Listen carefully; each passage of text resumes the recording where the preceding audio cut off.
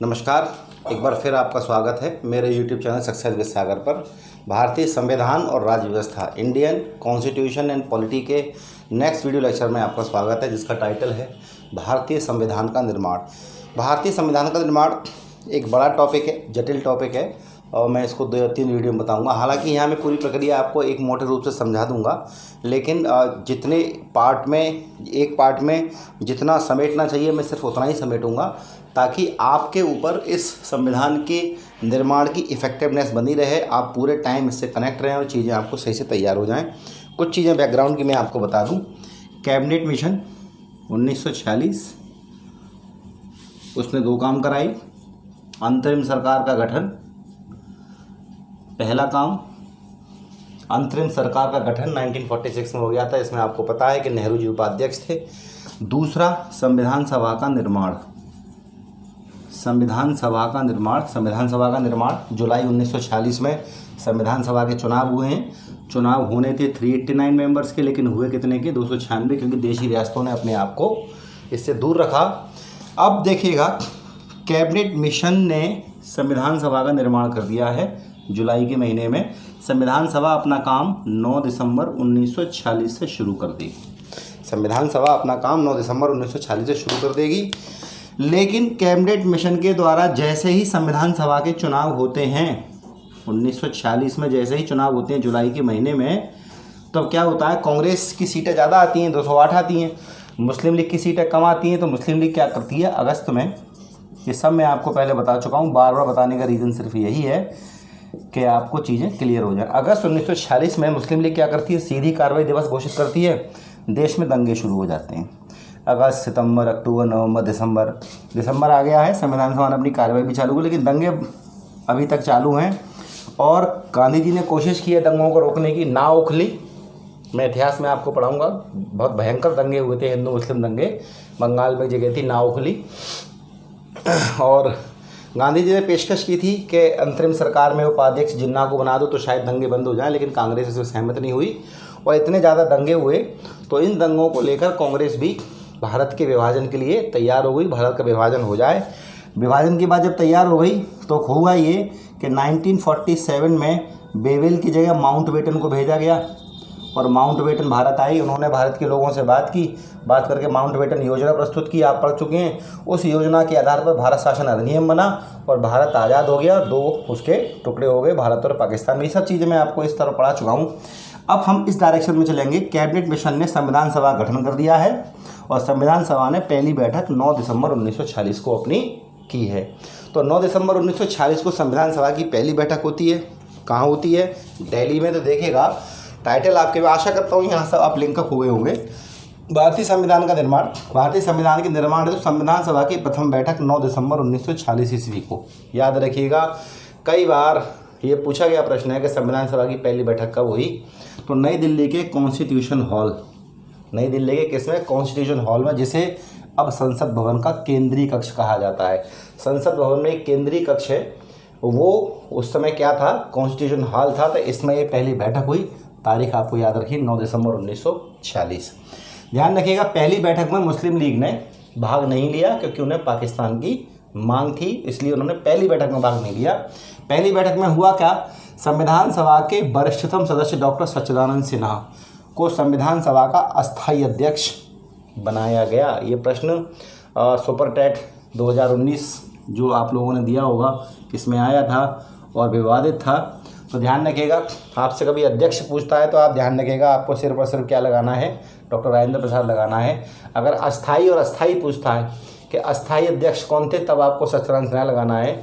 तो बेसिकली आज भी लोकसभा में यही होता है कि जब लोकसभा का चुनाव होता है, लोकसभा के चुनाव के बाद जब पहली बैठक होती है, तो पहली बैठक का संचालन, क्योंकि अध्यक्ष तो कोई होता नहीं है उस समय लोकसभा का, क्योंकि लोकसभा पूरी नहीं है, सभी सदस्य दोबारा चुनाव लड़के आएंगे।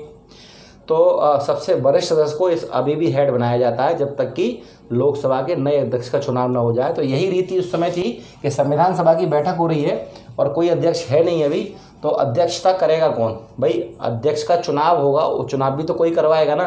तो एक टेम्परेरी, एक अस्थायी रूप से अध्यक्ष चुनेंगे डॉक्टर सच्चिदानंद सिन्हा को HC मुखर्जी को उपाध्यक्ष चुना गया। ध्यान रखना, प्रथम बैठक में 211 लोगों ने भाग लिया। कुछ बुक्स में आंकड़ा 207 का भी देते हैं, तो लेकिन ऑथेंटिक आंकड़ा 211 का है। तो पहली बैठक 9 दिसंबर 1946 को कॉन्स्टिट्यूशन हॉल दिल्ली में, जो वर्तमान में संसद भवन का केंद्रीय कक्ष है, पहली बैठक में 211 लोगों ने भाग लिया। इसके अलावा डॉक्टर सच्चिदानंद सिन्हा को संविधान सभा का अस्थायी अध्यक्ष चुना गया ताकि बैठक की कार्रवाई हो सके। दूसरे दिन 11 दिसंबर 1946 को दूसरी बैठक हुई और डॉक्टर राजेंद्र प्रसाद को सर्वसम्मति से स्थायी अध्यक्ष चुना गया। सर्वसम्मति से किसे? डॉक्टर राजेंद्र प्रसाद को स्थायी अध्यक्ष यानी कि परमानेंट चेयरमैन चुना गया दूसरी बैठक में। इसके अलावा VN राव, बेनेगल नरसिम्हा राव, पूरा नाम था इनका बेनेगल नरसिम्हा राव, को संविधान सभा का संवैधानिक सलाहकार नियुक्त किया गया। ध्यान रखिएगा, BN राव संविधान सभा के संवैधानिक सलाहकार थे। संवैधानिक सलाहकार का मतलब ये मान के चलिए कि आपकी कोई कंपनी है तो आप एक वकील को रखते हैं अपने, जिसे कहते हैं लीगल एडवाइज़र, वो आपको सलाह देता रहे कानूनी। इसी तरह से संवैधानिक सलाहकार किसे बनाया गया? BN राव को।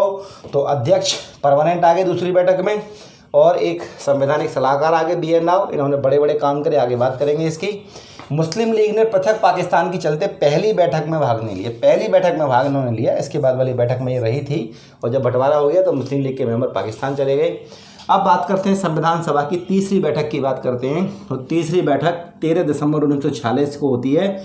इसमें खास बात क्या थी? जवाहरलाल नेहरू ने क्या प्रस्ताव पेश किया? उद्देश्य प्रस्ताव पेश किया। तीसरी बैठक 13 दिसंबर 1946 को, इसमें जवाहरलाल नेहरू ने क्या किया? उद्देश्य प्रस्ताव पेश किया। उद्देश्य प्रस्ताव का मतलब क्या कि हम ये संविधान क्यों बना रहे हैं, हमारे संविधान के बनाने का उद्देश्य क्या है, ये सब चीज़ उन्होंने प्रस्तुत की। बाद में यही उद्देश्य प्रस्ताव संविधान की प्रस्तावना बना। हम पढ़ेंगे इसको। 13 दिसंबर 1946 को संविधान सभा की जो तीसरी बैठक है, नेहरू जी द्वारा जो उद्देश्य प्रस्ताव पास किया, मतलब पेश किया गया कि भाई हम जो संविधान बनाने जा रहे हैं ये इसका उद्देश्य ये है और इसमें ये विशेषताएं होंगी। इसको उद्देश्य प्रस्ताव को नेहरू जी ने पेश किया कब? 13 दिसंबर 1946 को। तो आपसे प्रश्न पूछा था उद्देश्य प्रस्ताव किसके द्वारा पेश किया गया? जवाहरलाल नेहरू द्वारा। कौन सी बैठक में? तीसरी बैठक में। अब देखिए उद्देश्य प्रस्ताव में मेन चीज़ें क्या थी, हालांकि हम बाद में संविधान की प्रस्तावना भी पढ़ेंगे। उद्देश्य प्रस्ताव में कहा गया था भारत एक पूर्णतः स्वतंत्र एवं संपूर्ण प्रभुता संपन्न गणराज्य होगा। देखिएगा, जब संविधान बन रहा है तब तक तो भारत अभी उपनिवेशी है, मैं बता चुका हूँ आपको। संविधान बन जाएगा, लागू हो जाएगा, उसके बाद भारत कैसा होगा? स्वतंत्र होगा पूर्णतया। इंग्लैंड का कोई इस पर कंट्रोल नहीं होगा एवं संपूर्ण प्रभुत्व संपन्न गणराज्य होगा, यानी कि अपने फैसले खुद लेगा। एक ऑटोनोमस बॉडी होगी, किसी और का इसी पे कोई कंट्रोल नहीं होगा। क्योंकि भारत स्वतंत्रता अधिनियम 1947 में यही कहा गया था कि जब भारत का संविधान बनकर लागू हो जाएगा तब तक भारत कैसा रहेगा? एक उपनिवेश रहेगा। तो इन्होंने यही कहा अपने उद्देश्य प्रस्ताव में कि भारत एक पूर्णतः स्वतंत्र एवं संपूर्ण प्रभुत्व संपन्न गणराज्य होगा। शक्ति का समस्त स्रोत क्या होगी? जनता होगी। कई बार पूछा गया प्रश्न है कि भारत में संविधान के अनुसार शक्ति का समस्त स्रोत क्या है? जनता है। अब देखिए, पहली बैठक 9 दिसंबर, दूसरी बैठक 11 दिसंबर, तीसरी बैठक 13 दिसंबर। तीसरी बैठक में इंपॉर्टेंट बात, जवाहरलाल नेहरू द्वारा उद्देश्य प्रस्ताव पेश किया गया। इस उद्देश्य प्रस्ताव को संविधान सभा ने 22 जनवरी 1947 को, है ना, मेरा दिसंबर चल रहा था, सन 1946 थी, सन चेंज हो जाएगी 47 और महीना आ गया जनवरी का। तो इस उद्देश्य प्रस्ताव को 22 जनवरी 1947 को संविधान सभा के मेंबर्स की स्वीकृति मिल गई और यही उद्देश्य प्रस्ताव आगे जाकर संविधान की प्रस्तावना बना। अब देखिएगा, इस वीडियो लेक्चर में मैंने यहाँ सिर्फ इतना लिखा है, बाकी की चीज़ मैं आपको अगले लेक्चर में दूंगा, लेकिन मैं यहाँ आपको कुछ बता रहा हूँ, उसे आप समझ लीजिए। तो अभी आपका एक मोटे रूप से ओवरव्यू तैयार हो जाएगा कि हमें करना क्या है। मैं एक सही सा मार्कर ले लेता हूँ, ठीक है ना। तो आप देखेंगे यहाँ पे, अब देखिएगा 22 जनवरी 1947 उद्देश्य प्रस्ताव स्वीकृत। नेहरू जी द्वारा जो उद्देश्य प्रस्ताव पेश किया गया था वो स्वीकृत हो गया। अगली घटना 17 मार्च 1947, सन याद रखें। क्या होता है, भारत में जो केंद्रीय विधानमंडल था, केंद्रीय विधानमंडल जो वायसराय के अंडर में होता था, प्लस प्रांतीय विधानमंडल जो राज्य में विधानमंडल था, इन सभी के सदस्यों को एक लिस्ट सौंपी गई। उसमें बहुत सारे प्रश्न थे कि आप लोग संविधान के बारे में आप क्या क्या चाहते हैं, कि संविधान कैसा हो, क्या क्या विशेषताएं हों, मतलब संविधान से जुड़े हुए बहुत सारे सवाल थे। वो किसे सौंपे गए? केंद्रीय विधानमंडल और प्रांतीय विधानमंडल के सदस्यों को, कि आप इन सवालों के जवाब दो। इससे हमें क्या होगा, संविधान को बनाने में क्या होगी, थोड़ी सी आसानी होगी। ठीक है ना। अब आप देखेंगे इसमें हुआ क्या है कि ये लिस्ट यहाँ पहुँच गई है। अब 29 अगस्त 1947 को 29 अगस्त 1947 को संविधान सभा की प्रारूप समिति का गठन किया गया। प्रारूप समिति के अध्यक्ष कौन थे? डॉक्टर भीमराव अंबेडकर। सबसे इम्पोर्टेंट समितियों में से एक थी डॉक्टर भीमराव अंबेडकर, बाबा साहब जिन्हें हम कहते हैं अंबेडकर। ठीक है ना। अब ये एक समिति बन गई। इसके अलावा क्या होता है, एक काम और होता है, 60 देशों के संविधान, 47 में हो रहा है ये सब। 29 अगस्त 47 को प्रारूप समिति बन गई है। 17 मार्च को बहुत सारे क्वेश्चन दे दिए हैं केंद्रीय विधानमंडल और प्रांतीय विधानसभा के सदस्यों को, भाई इन प्रश्नों का जवाब दो जिससे कि हमें संविधान बनाने में आसानी हो। 29 अगस्त 1947 को प्रारूप समिति की गठन हो गया है, जिसके अध्यक्ष कौन? डॉक्टर भीमराव अम्बेडकर है। प्रारूप समिति का मतलब है कि फॉर्मेट यही बनाएंगे लास्ट में। 60 देशों के संविधान से बहुत सारे अंश लिए गए हैं, उनका एक दस्तावेज बनाया गया है। किसी देश से कुछ, किसी देश से कुछ, मतलब बहुत से देशों से बहुत सारी चीज़ें लेके उसका एक दस्तावेज बनाया है। वो दस्तावेज सौंपा गया है किसको? जो संविधान सभा के संवैधानिक सलाहकार हैं BN राव। ये सब किसे दे दिया? BN राव को। जो इन मेंबर्स के आंसर आए हैं वो सब भी किसे दे दिए? BN राव को। यानी कि 22 जनवरी 1947 को उद्देश्य प्रस्ताव पास हो गया। 17 मार्च 1947 को क्या होता है, केंद्रीय विधानमंडल और प्रांतीय विधानमंडल के सदस्यों को बहुत सारे सवालों की लिस्ट दी जाती है, इनके जवाब दो ताकि हमें संविधान बनाने में आसानी हो। 47 में ही प्रारूप समिति गठन कर दिया जाता है। ठीक है ना। इसके अलावा दूसरा काम ये होता है कि 60 देशों के संविधानों से बहुत सारी चीज़ें निकाल के दी जाती है, दस्तावेज बना के किसे दिया जाता है? BN राव को, जो संविधान सभा के क्या थे? संवैधानिक सलाहकार थे।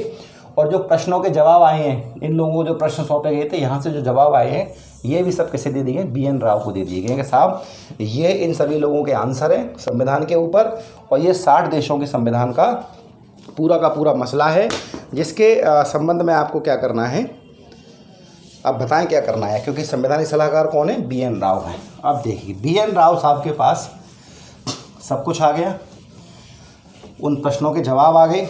जो प्रश्न किससे पूछे गए थे? जो प्रश्न पूछे गए थे केंद्रीय और प्रांतीय विधानमंडल के सदस्यों से पूछे गए थे।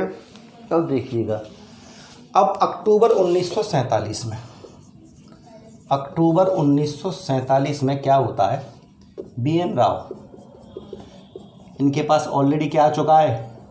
विधानमंडलों के सदस्यों के प्रश्नों के जवाब आ गए इनके पास। 60 देशों का संविधान या उनके इम्पोर्टेंट अंश इनके पास आ गए हैं। इन सभी से इन्होंने क्या किया, अक्टूबर 1947 में BN राव ने क्या किया, एक संविधान बना के पेश किया। एक संविधान बनाया इन्होंने, किसने? BN राव ने बना दिया। तो संविधान का पहला प्रारूप किसने बना दिया? BN राव ने बना दिया। ध्यान रखिएगा, इसमें 243 अनुच्छेद और 13 अनुसूचियाँ थी। धक्का मार कर नहीं कोई। 243 अनुच्छेद, आर्टिकल और 13 अनुसूचियाँ थी। ये सब बना के तैयार कर दिया किसने? BN राव ने। अब जब ये तैयार हो गया तो ये संविधान किसे सौंपा गया? अक्टूबर में सौंप दिया गया। किसको? अक्टूबर में सौंप दिया गया प्रारूप समिति को, जिसके अध्यक्ष कौन है? बाबा साहब। अक्टूबर 1947 में वो जो संविधान बन के तैयार हो गया, एक कॉपी जिसमें 243 अनुच्छेद हैं, 13 अनुसूचियाँ हैं, वो किसको दे दी गई हैं? प्रारूप समिति, जिसके अध्यक्ष कौन है? Doctor BR Ambedkar. बात करेंगे समिति की और कौन कौन से मेंबर थे, अभी मैं आपको एक ओवरव्यू दे रहा हूँ। प्रारूप समिति ने इसको अध्ययन किया और एक नया संविधान बना दिया इन्होंने। कब? 21 फरवरी 1948। ठीक है ना। अक्टूबर के बाद फिर आगे बढ़ेंगे तो 48 आ जाएगा, 47-48 आ जाएगा ना। 21 फरवरी सन 1948 को इन्होंने, किसने? प्रारूप समिति ने इसमें बहुत सारे चेंजेस करके संविधान का पहला प्रारूप पेश किया। संविधान का पहला, देखिए जो कुछ मैं बोल रहा हूँ लिखते जाएंगे आप सब कॉपी पे। किसने पेश किया संविधान का पहला प्रारूप? अब प्रारूप समिति ने। इससे पहले एक कॉपी किसने बना दी थी? संविधान सभा के संवैधानिक सलाहकार BN राव ने। किस आधार पर बनाई थी? कि 60 देशों के संविधान के महत्वपूर्ण अंश और विधानमंडलों के सदस्यों के प्रश्नों के जवाब से मिला के उन्होंने एक संविधान बना दिया था। 243 अनुच्छेद थे, 13 अनुसूचियाँ थीं। इस सब मामले को दे दिया कि इसको प्रारूप समिति को इन्हें फाइनल करना है। इसके अध्यक्ष कौन? डॉक्टर भीमराव अम्बेडकर। अक्टूबर 1947 में इनको ये मिला BN राव से। इसके अक्टूबर के बाद नवंबर, दिसंबर, जनवरी, फरवरी 4-5 महीने में इन्होंने एक नया संविधान बना के तैयार कर दिया। किसने? डॉक्टर भीमराव अम्बेडकर की कौन सी समिति? प्रारूप समिति ने। अब आगे चलते हैं, अब क्या होगा देखिएगा। आपने पहले संविधान पढ़ा होगा और कईयों ने तो बहुत बार पढ़ा होगा, लेकिन इस बात का आपसे दावा है कि जैसे मैं पढ़ा रहा हूँ इतना आपने बहुत कम ही पढ़ा होगा। अब ये संविधान का पहला प्रारूप इन्होंने कब पेश किया? बाबा साहब ने बना के 21 फरवरी 1948 को। इसी डेट को इस संविधान की कॉपी पूरे इंडिया में बांट दी गई और भारत की जनता को 8 माह का समय दिया गया। किस लिए? कि जो संविधान प्रारूप समिति ने बना के तैयार किया है, इसके संबंध में आप अपने सुझाव और अपनी शिकायतें भेजिए कि इस संविधान में ये होना चाहिए, ये नहीं होना चाहिए। ये समय कैसे दिया गया है? भारत की जनता को। काय के संबंध में दिया 8 महीने का समय? कि जो संविधान प्रारूप समिति ने बना के पहला प्रारूप फर्स्ट कॉपी तैयार जो की है, उसके बारे में अपने आप विचार बताइए। 8 महीने का समय देंगे तो फरवरी चल रहा है, दूसरा महीना होता है फरवरी साल का। तब 8 महीने बाद अगला कब आएगा? 10वां महीना अक्टूबर होता है ना। 8 महीने में जनता से बहुत सारे सवाल आए, बहुत सारी शिकायतें आई, बहुत सारे सुझाव आए। उन सभी सुझावों के आधार पर बाबा साहब की समिति ने इसमें चेंजेस किए और 26 अक्टूबर 1948 को संविधान का दूसरा प्रारूप पेश किया। पहला प्रारूप कब पेश किया था? 21 फरवरी 1948 को, क्योंकि बाबा साहब की कमेटी को पूरा मैटर कब मिला है? अक्टूबर 1947 में BN राव से मिला है। इन्होंने इसमें चेंजेस करके पहला प्रारूप बना दिया। प्रारूप बनाने के बाद भारत की जनता को समय दे दिया 8 महीने का कि आप अपनी सुझाव और शिकायतें भेजें। जनता का मतलब है बहुत सारे विश्वविद्यालय थे, बहुत सारे वकील थे, बहुत सारे जज थे, पढ़े लिखे लोग थे, सबने अपने अपने सुझाव और शिकायतें भेजी। उन सभी सुझाव शिकायतों के आधार पर संविधान में फिर चेंज किया और एक दूसरा प्रारूप 26 अक्टूबर 1948 को डॉक्टर भीमराव अम्बेडकर की समिति ने पेश कर दिया। पेश करने के बाद इसकी बहुत सारी कॉपी करके किसे बांट दी? संविधान सभा के सदस्यों को इसकी कॉपी बांट दी कि भाई जनता की शिकायत सुझाव के आधार पर अब चेंज कर दिए गए हैं। अब आपकी बारी है कि अब आप क्या क्या चाहती हो। यानी कि पहले जनता को मौका दिया गया कि आप अपने सुझाव और शिकायतें दें। उसके जब जनता की सुझाव शिकायतों को मानने के बाद नया जो प्रारूप तैयार हुआ, इसकी कॉपी किसे बांट दी? संविधान सभा के सदस्यों को कि अब आप इसे पढ़ लें। अब आपसे बात होगी इसके बारे में, उसके बाद संविधान पास होगा। अब जब ये कॉपी इनको मिल गई है तो संविधान का प्रथम वाचन शुरू होगा। प्रथम वाचन इंग्लिश में कहते हैं फर्स्ट रीडिंग। फर्स्ट रीडिंग अब शुरू होगी। तो फर्स्ट रीडिंग कब शुरू होगी? पहली 4 नवंबर, अक्टूबर तो ख़त्म हुआ है लगभग, 1948 से 9 अक्टूबर 1948 प्रथम रीडिंग। संविधान सभा के सब लोग बैठेंगे उसी सेंट्रल हॉल में और इनके सामने इन 5-6 दिनों में, 4, 5, 6, 7, 8, 9, 6 दिन हो गए ना, 4 और 9 के बीच, इन 6 दिनों में क्या होगा?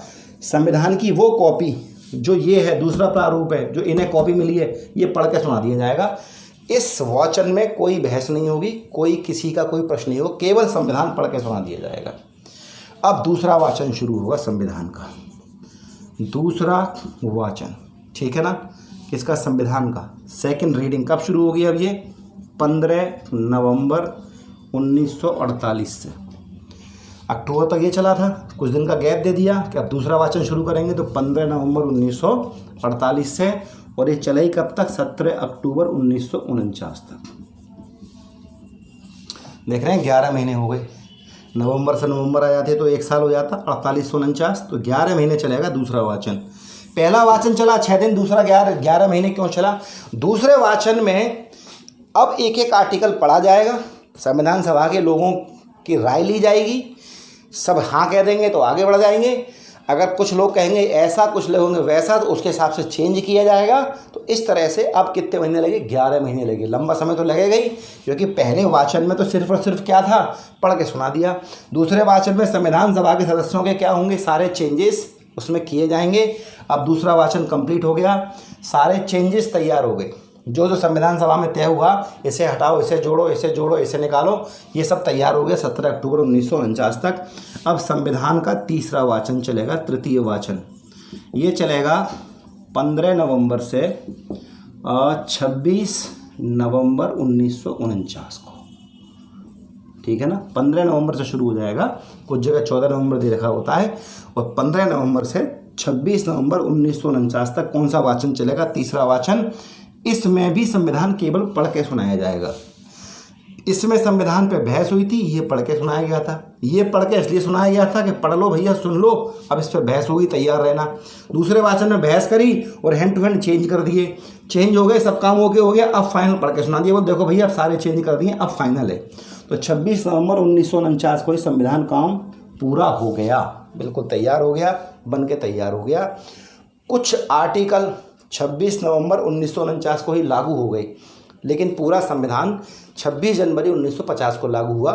उसकी वजह मैं आपको बताऊंगा कि 26 जनवरी 1950 को ही लागू क्यों हुआ, जबकि संविधान तो 26 नवंबर 1949 को, अर्थात 2 महीने पहले बन चुका था, लेकिन पूरा संविधान लागू किया 26 जनवरी 1950 को। तो ये पूरी यात्रा थी जिसमें संविधान बना। हालांकि एक वीडियो में और ये मैं लेके आऊँगा आपको, चूँकि यहाँ इस वीडियो में अगर मैं केवल कि 22 जनवरी 1947 को उद्देश्य प्रस्ताव मान लिया गया, यहाँ तक छोड़ देता तो मज़ा नहीं आता। बाकी सारी चीज़ें आपने देख ली, ये चीज़ें आपको एक सेपरेट वीडियो मिलेंगी। आशा करता हूँ ये चीज़ें आपको बहुत अलग मिली होंगी। वीडियो कैसा लगा कमेंट सेक्शन ज़रूर बताएं। Thank you.